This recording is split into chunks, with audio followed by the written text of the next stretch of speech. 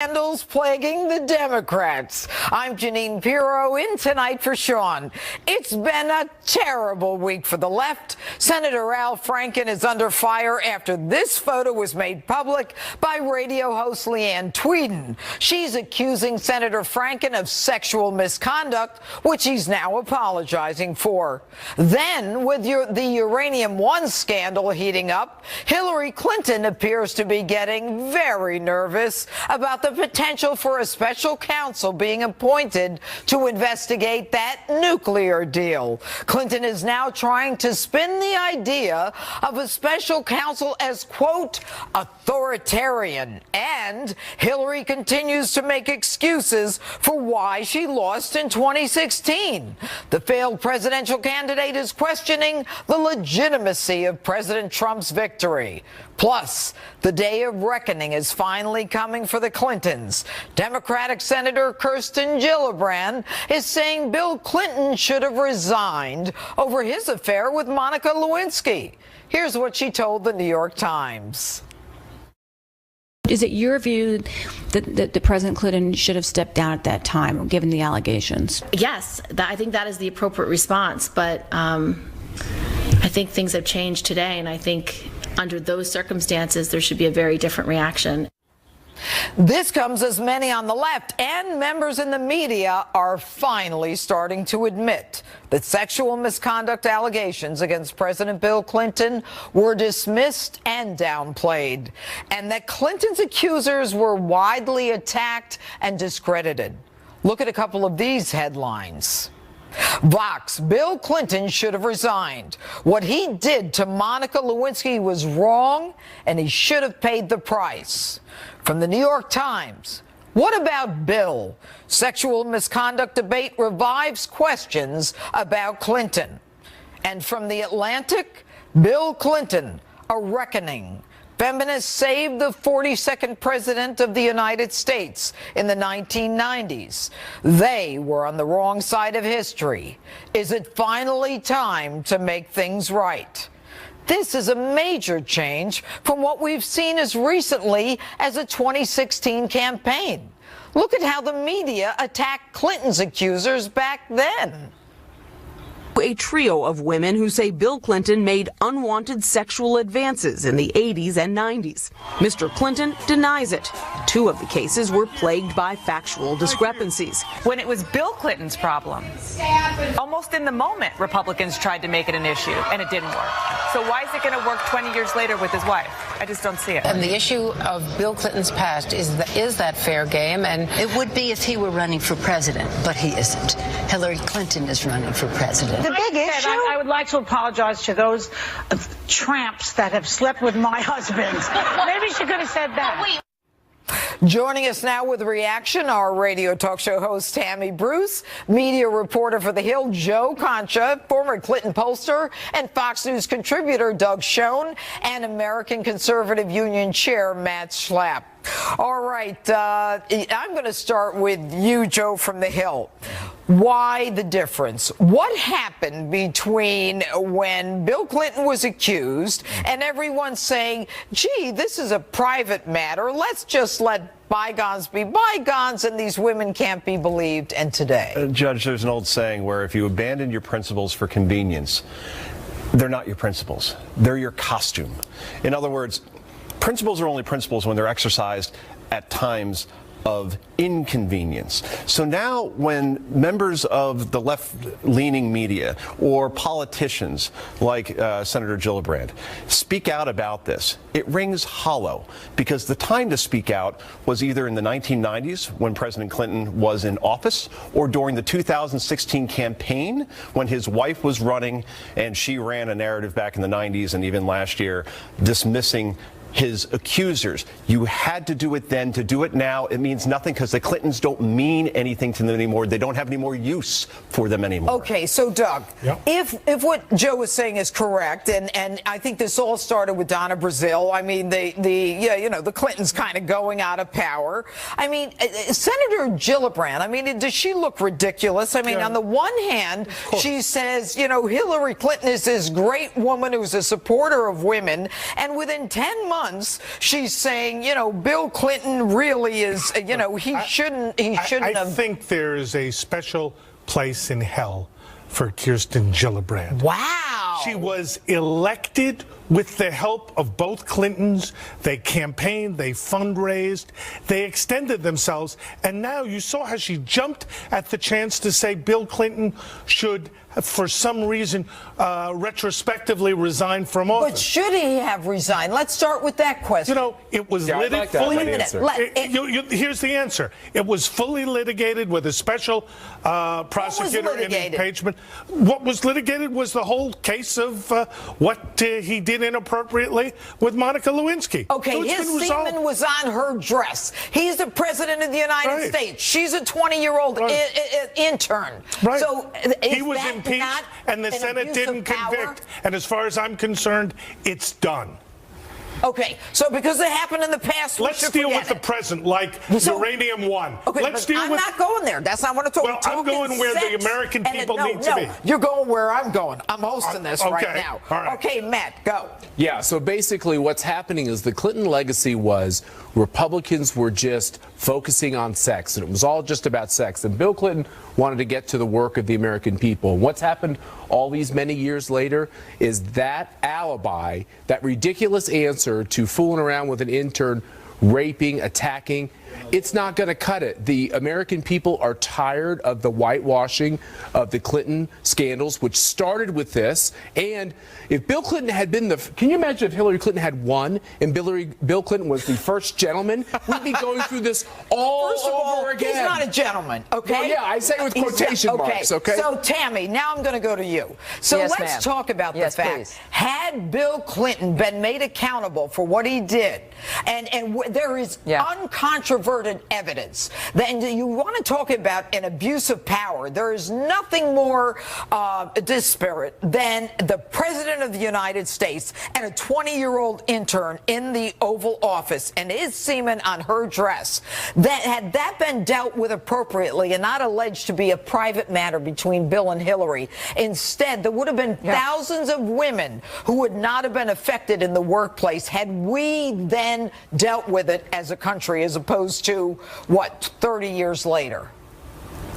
Well, but we also heard stories prior to his election about his behavior. Now we know with the Weinstein situation, Kevin Spacey, et cetera, that there are patterns to predators. In fact, the Lewinsky situation may have been the one consensual dynamic in his history of predation. So this is, you know, we're talking about, you know, Juanita Broderick, Kathleen Willey, Paula Jones, leading up to the presidency, during the presidency, and of course, who knows what after. But what this is really about, Judge, is the fact that the Democrats, they're this dangerous now. They don't care that they facilitated this in the 90s. All they want to do now is try to remake history so that they can pretend to be our moral betters, our moral superiors again, so they can lecture us on the Republicans who are doing it. They don't care about the issue. They do not care about women. They abandoned their female base. What he did was wrong. I'll let you talk. Doug, I did not interrupt you, Doug. The bottom line here is that this is a complete meltdown, and the fact that they're so, and it's not just Gillibrand, it's pretty much everyone throwing Clinton under the bus, when in fact, what are we going to have next? A committee determining whether or not Ted Kennedy should be censured because he left a woman to die at the bottom of a lake? Oh, God. The Democrats have been treating women like crap for decades, and this is a reckoning, and it's important for every part of the establishment where powerful men prey on women that they think are beneath them. It's a time to end that. I want to follow up on one thing, Tammy. But the Democrats are supposedly the party that support women. Where's Nancy Pelosi on all this? Where was Kirsten Gillibrand, who was fighting for women and, you know, making sure that women had an appropriate place to go in the military if they were sexually assaulted? Is she a hypocrite? Is she a user? Well, what is Kirsten Gillibrand in all of this? This is where I agree with Doug. is that the fact that she is in that seat because of the help of the Clintons. Right. We've all known his behavior. I, as a feminist at the time, condemned now, and all the feminists who were supporting him and enabling him, including his wife, who remains an enabler, and women like Gillibrand. This is the point. So opportunistic, so craven that they don't even care whatever they can do to get more power or to keep their seat. Doug is absolutely right. But this is where we've got to stand together in a unified framework to condemn that and realize, though, why they're doing it.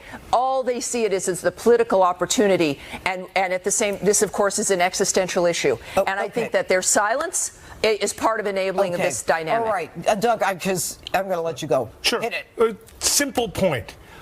Anybody, to Tammy's point, Democrat or Republican, who is engaging in this kind of harassment should go. We have evidence from Franken. He's acknowledged it. Sarah Sanders is right. Touching the woman's breasts when she was asleep is abhorrent. The apology isn't enough. What should happen? He should go. Period. What does that mean? He Who should gets leave. him to go? I think he should resign. He should resign. Tammy's exactly right. How do we get him to resign? You know, invite him to. Well, go ahead. I know the media will not help in that regard.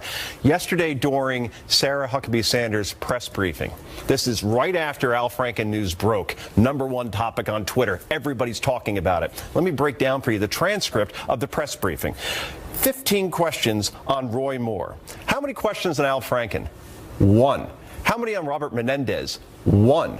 What do those politicians have in common? They're both sitting senators, and they got 2 questions combined, while Roy Moore got 15 from the White House press corps. That's not just bias. Crazy. But let me jump on this Bob Menendez situation, which is, yes, he had a mistrial, but that trial wasn't even looking at many of these sexual allegations, which an ethics committee investigation will look at with Bob Menendez, these tawdry accounts of what happened when he went on these trips. Well, that's bribery, corruption. I want No. But there's also sexual harassment allegations. It's underage prostitutes. Yes. Right. These are issues that, look, everything with a president or senators, we can all talk about the law, and the laws is important, but in the end, it's also politics. And there's something going on in this country where the American people think the country's on the wrong track. They think there's too many crooks in Washington, D.C.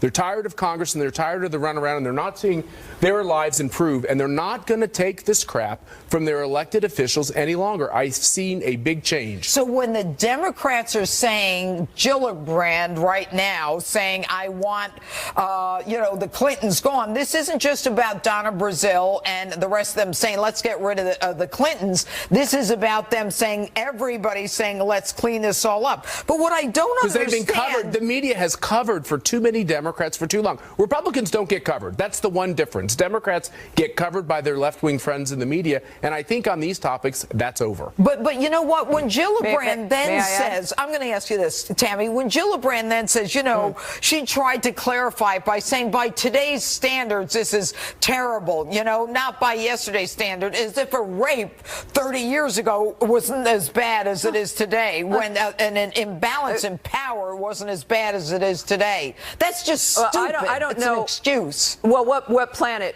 she's been living on, because there were a lot of people who were outraged with what was going on with Bill Clinton. This is, for her, it's a situational ethics, right? For her, it's in the moment with what appeals to her. She's a liberal in this day and age. If you're a liberal and a Democrat in this day and age, something is wrong with you. The bottom line is, I'm a liberal and a Democrat. I think I'm okay. And you think she should be gone? Kirsten Gillibrand. I think politically what she said was abhorrent. I don't think she should resign, but I hope her constituents. Of course she's a hypocrite. I said that. Special place in hell. I think we investigate people with regard, without regard to party. We get rid of anybody who's an abuser, period. She's being honest. And the fact is, more Democrats are going to do what Gillibrand did. She's honest. Because she's doing it. Hold on. She's doing it for political reasons. I buy that. And that in her party, they're having a big divorce with Clinton Incorporated, which I think is is lovely. No, but what's going to happen? What they're doing is paving the way for the next Democrat, and she's looking to make sure that she's in power with the next one. She's a Judge, user. you're exactly right. She is a user. But I like the Democrats turning on Clintons and saying that the apologies in the 1990s weren't Republicans would turn on Clinton and use the Justice Department the way it's supposed to be used. That's a new topic. However, I digress. say that. Final word, Joe. I don't think there are any special places in hell, right? I mean, but there are like special pretty prosecutors on Uranium One. That's what we should be focusing on, because that's today's news, and that's what matters. May I just let me say one thing is that they say it's about bipartisanship, no matter who's doing it, only when they lose control of the narrative. The fact is, by throwing Clinton under the bus, they mean to try to have it only be about Republicans. Look what we did. We got rid of that one, and they want control back. That's not going to happen. This is about Democrats and the hypocrisy of saying that they represent they represent every woman in this country, and they do not anymore. It's been a fraud for decades. The feminist movement and the Democratic Party have been a fraud for decades, and now people know. To me, it's right and wrong. Right and wrong. Anybody who abuses, regardless of party, should go. Matt is right. Let's clean out the entire process. We could have more senators, new senators, than we've ever had in our history if the standard is that this kind of behavior is not accepted. Amen. Let's have it happen. Joe Manchin, the last word. Sexual harassment is not a partisan issue. No one has a moral high ground anymore. And you know what the shame of it is? It has been a partisan issue, and parties have covered for themselves. And the Democrats are supposed to be the owners of it. They're not. A lot of energy here tonight. Coming up, we're going to have more on Senator Al Franken being accused of sexual misconduct. And later, the walls seem to be closing in on Hillary Clinton. How sad. We'll explain why the controversies surrounding her aren't going away anytime soon, as this special edition of Hannity by Janine continues.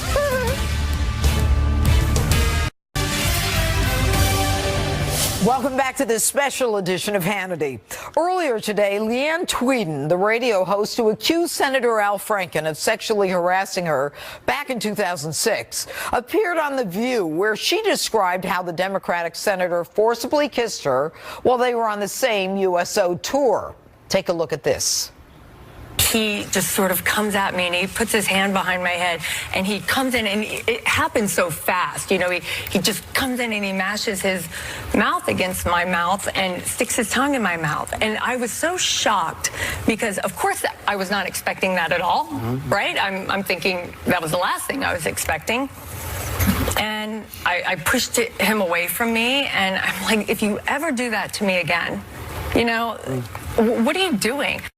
Tweeden also shared a note she received from Senator Franken apologizing for that incident, as well as for taking this photo, which shows Franken groping Leanne as she slept during that same USO tour. Take a look at this. It's on letterhead from Al. It says, "Dear Leanne, I want to apologize to you personally.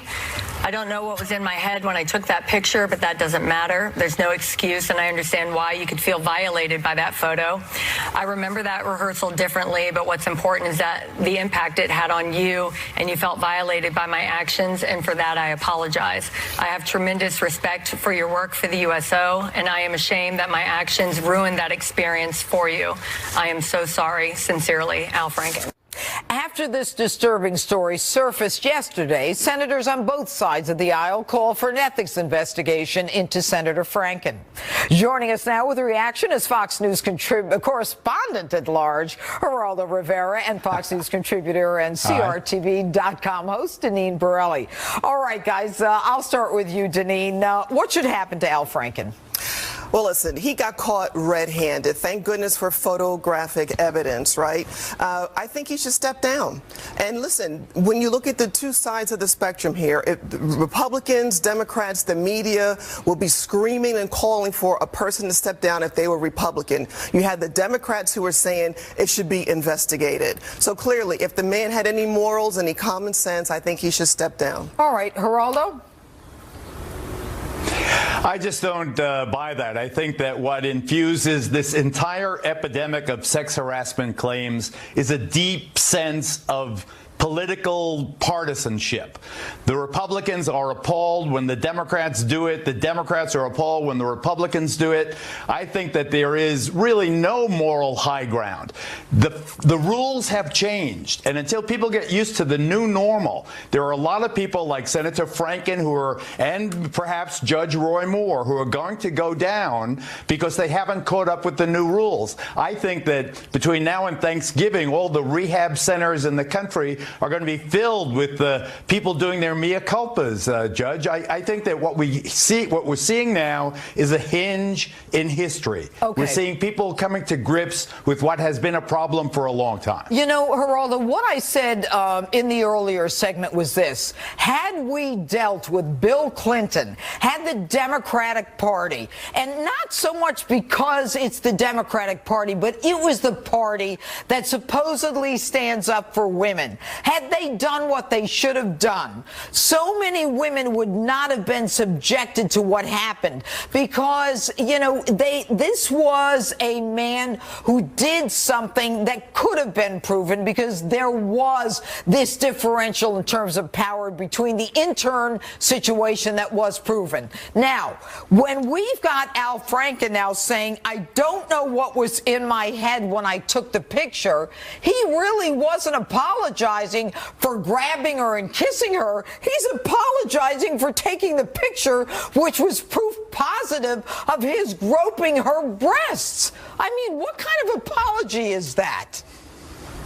It's not. Well, I think that Franken is in deep doo-doo right now. He was my favorite candidate to be the Democrat, to represent the Democrats in 2020 against President Trump in the presidential election. Now his career is toast. His career is absolutely over. Now he may, and it's really up to him and his family and the Senate Ethics Committee, whether he can survive out his term. But his national aspirations are gone. He is being punished, my goodness, in a way that is as profoundly unsettling to a person as you could possibly imagine. I don't know why she held this information for as long as she did, but I think that also indicates how things have changed. Franken did this picture the same year President Trump had his infamous conversation with Billy Bush for Access Hollywood. That was only 2006, and yet the world is an entirely different place today. Words versus actions.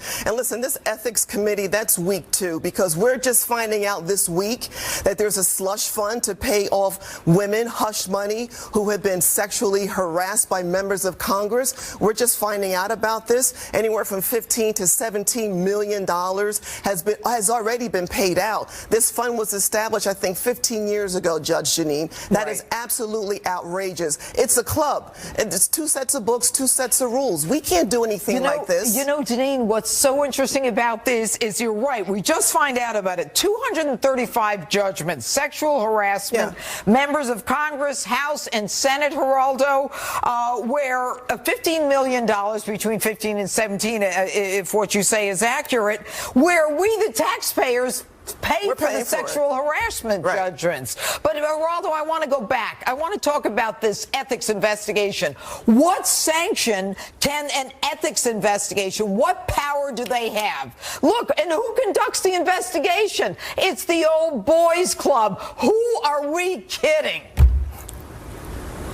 I agree that there is a toothless aspect to it unless they can prove a crime.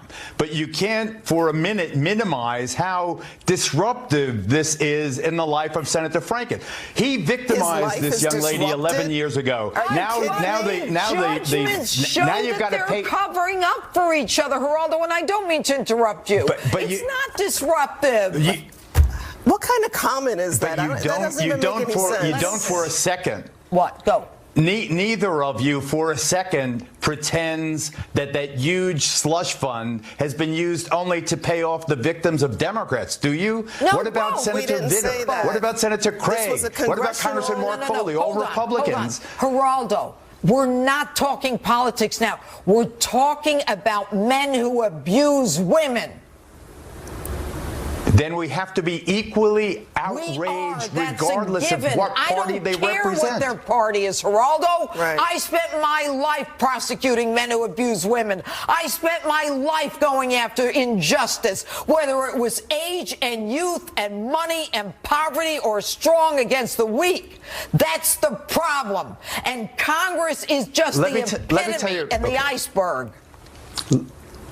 God bless you for that. But let me just say, isn't it interesting that when Roy Moore got in a jam, all the Democrats pounced. Then Al Franken got in a jam, and all the Republicans are pouncing. That, to me, is evidence that there's more at work here, that hypocrisy is still ruling rather than morality. Geraldo, there's photographic evidence. What more do you need? Okay, I don't care. Here's what I care about. Will it change, Deneen?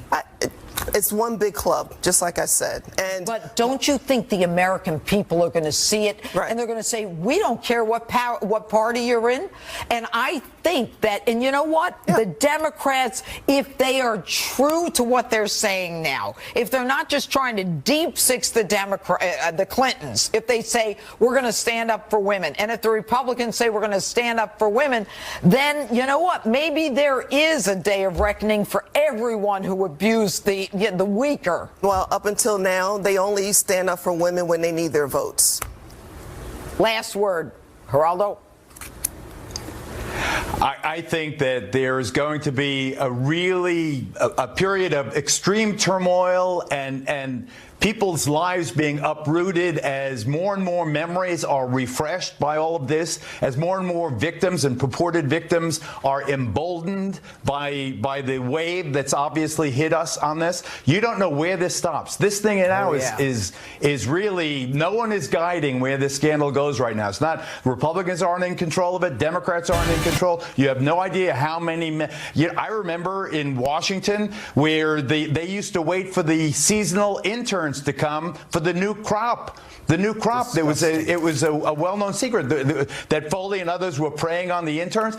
Wait until all of them now remember and are encouraged and emboldened to come forward. You have no idea where this is going to end up, and no one is in control of this. That's what makes it so fascinating. The operative word there, secret. It was an open secret, whether it's Harvey Weinstein in Hollywood or what's going on in Washington or what's going on in whatever world it is. It's time for those open secrets to stop being so secret. And Deneen Borelli, Geraldo Rivera, thanks for being with us. Coming up, Hillary Clinton seems to be getting nervous about the scandal surrounding her. We'll explain why she should be as this special edition of Hannity continues.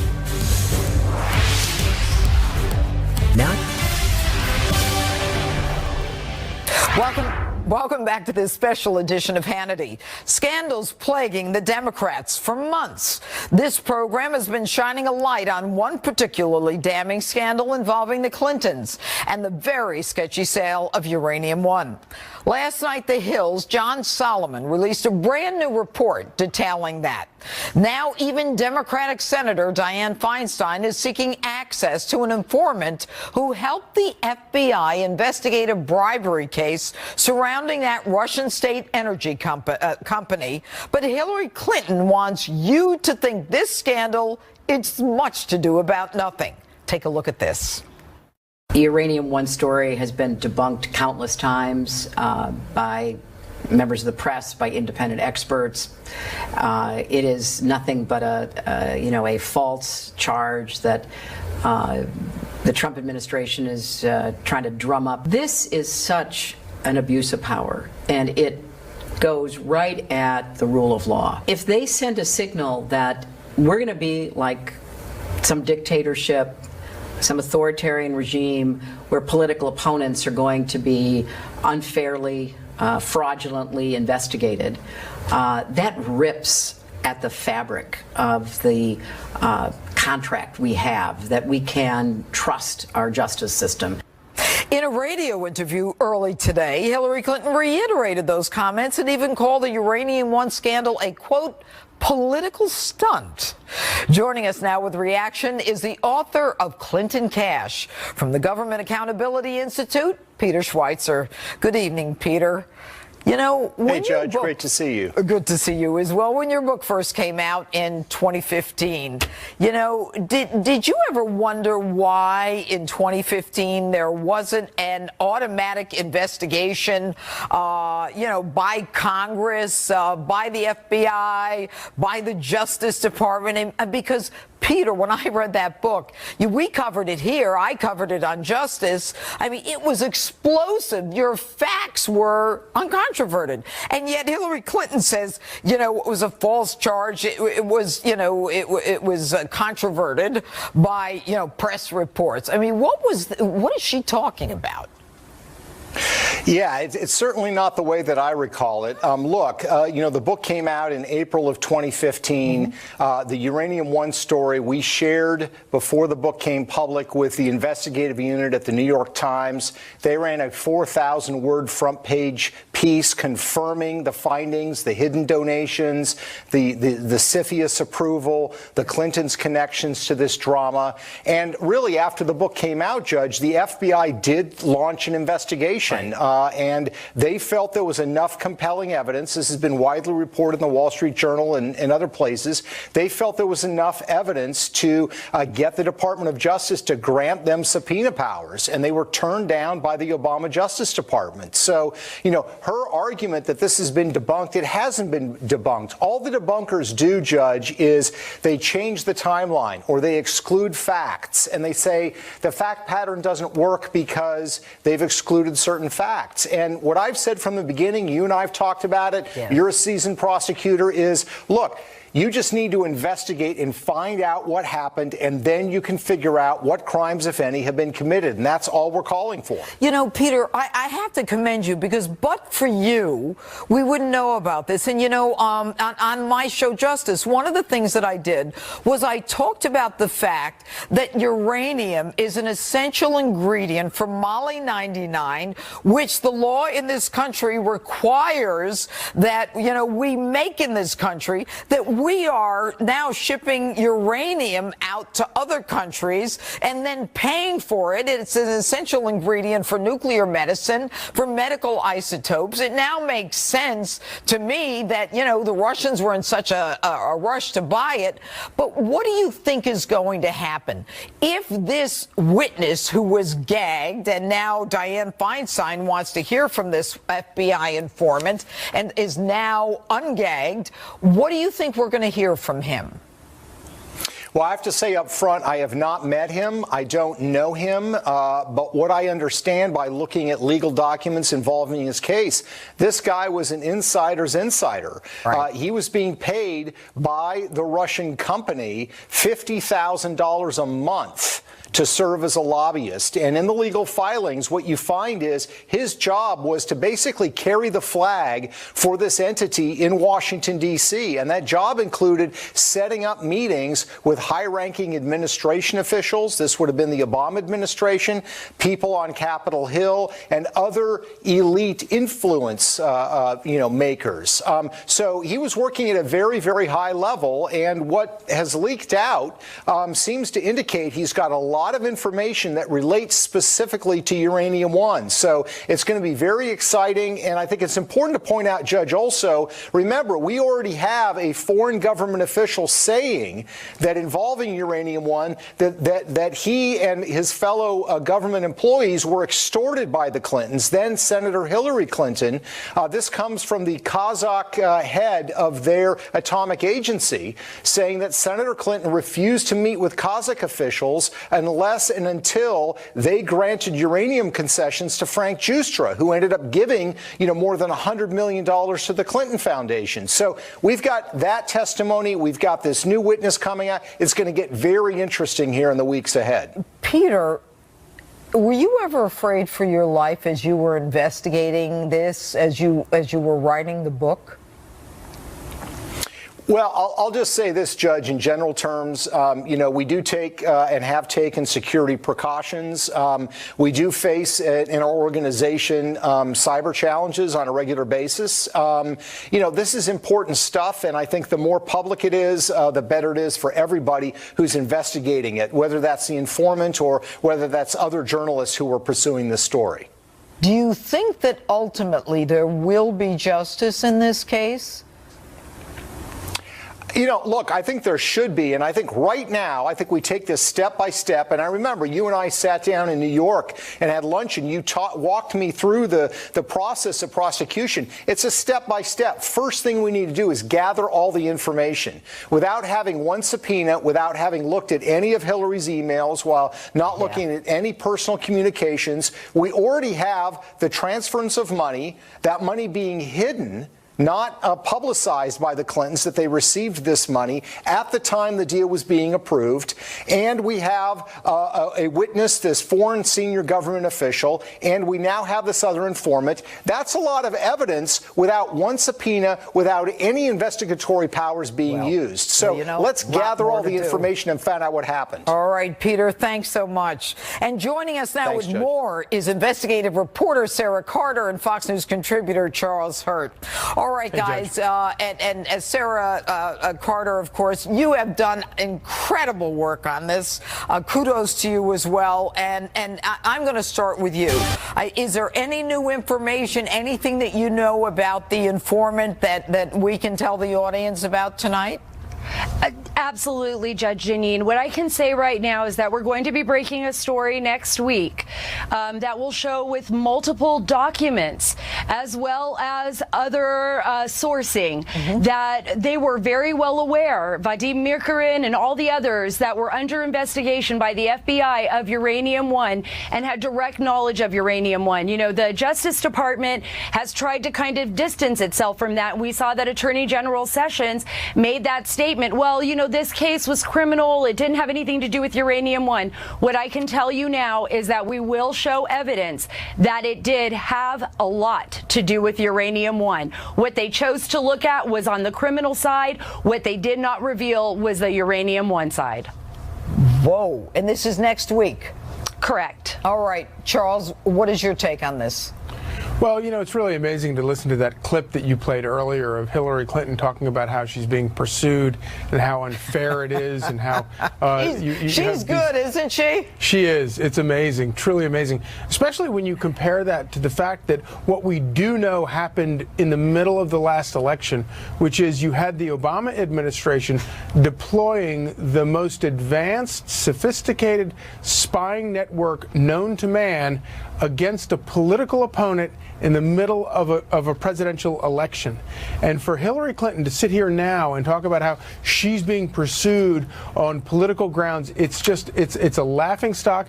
I think that that a lot of the other developments that don't have anything to do with this, but have Democrats jumping ship like rats trying to get away from the Clintons, I think it's going to put them in very, very tough situation. And to answer a question you asked earlier, is she scared?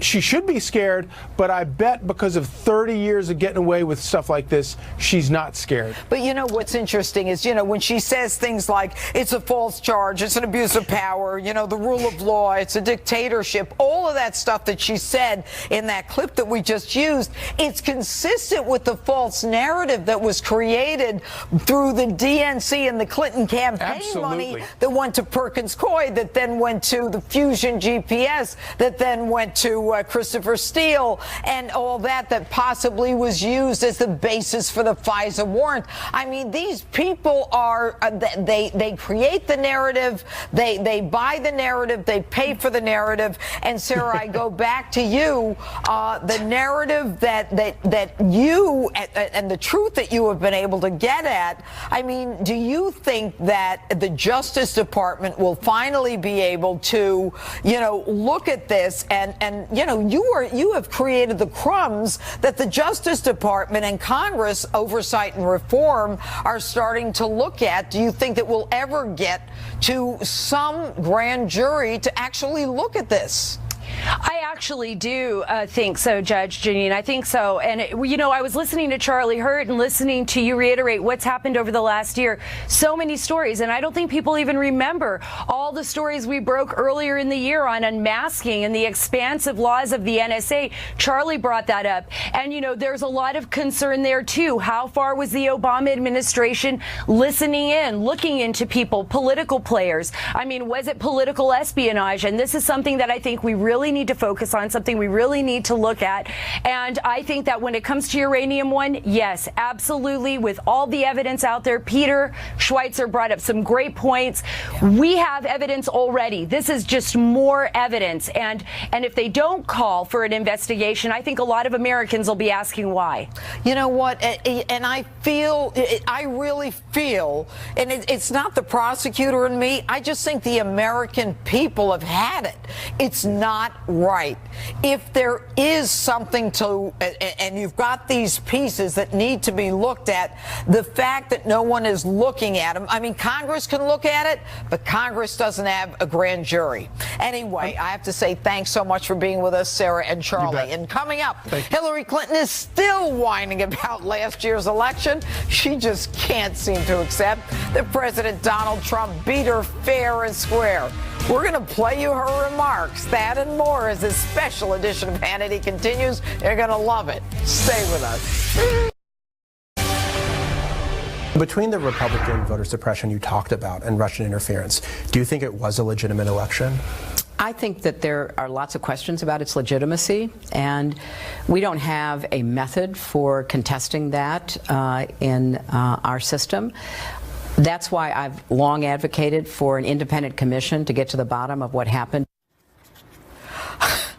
Well, even I can't believe that. Welcome back to this special edition of Hannity. That was Hillary Clinton this week, still in denial about the 2016 election results. Hillary should stop whining and questioning the legitimacy of the election and start worrying about the scandals that are closing in on her because President Donald Trump beat her fair and square.